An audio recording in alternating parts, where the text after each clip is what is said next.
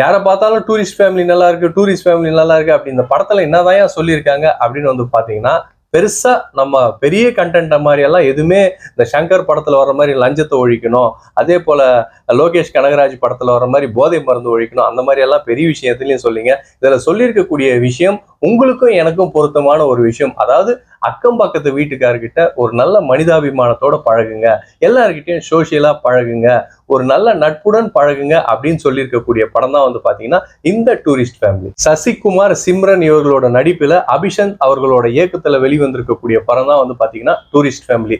So உண்மையிலேயே வந்து பாத்தீங்கன்னா ரொம்ப நாளுக்கு அப்புறம் ஒரு நல்ல ஃபீல் குட் மூவி பார்த்தோம் அப்படின்ற ஒரு ஃபீல் இருக்குன்னு சொல்லலாம் இந்த டூரிஸ்ட் ஃபேமிலி படத்துல.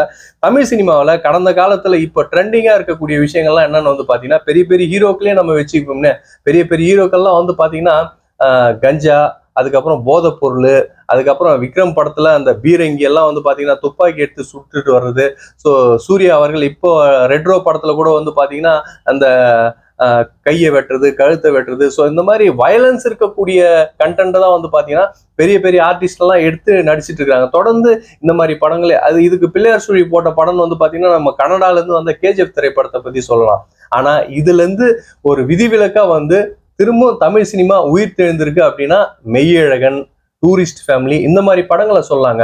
இந்த டூரிஸ்ட் ஃபேமிலி வந்து பாத்தீங்கன்னா ஒவ்வொரு காட்சியும் வந்து அப்படியே கண்ணில் ஒத்திக்கலாங்க. அந்த அளவுக்கு இந்த படத்தோட டைரக்டர் வந்து பாத்தீங்கன்னா அவ்வளோ அழகா அவ்வளோ சிறப்பா எடுத்திருக்காருன்னு சொல்லாங்க.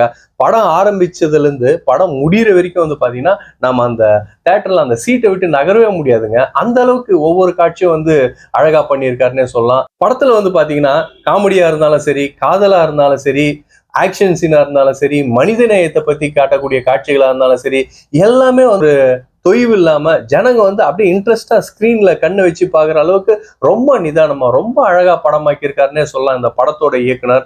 அது மட்டும் இல்லாம இந்த படத்துக்கு மேலும் மெருகு சேர்த்திருக்கக்கூடிய நடிகர்கள் வந்து பாத்தீங்கன்னா நடிகர் சசிகுமார். ஸோ இவரோட நடிப்பை நம்ம பாராட்டியே ஆகணுங்க.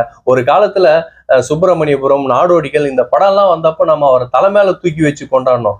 அதுக்கப்புறம் வந்து பாத்தீங்கன்னா இவரு தொடர்ந்து எந்த மாதிரி படங்கள் பண்ண ஆரம்பிச்சுட்டாருன்னா, அந்த புலிக்குட்டி அப்படின்னு ஒரு படம் வந்தது இல்லைங்களா? ஸோ அதுல இருந்து இவரோட ட்ரெண்டு மாற ஆரம்பிச்சுது.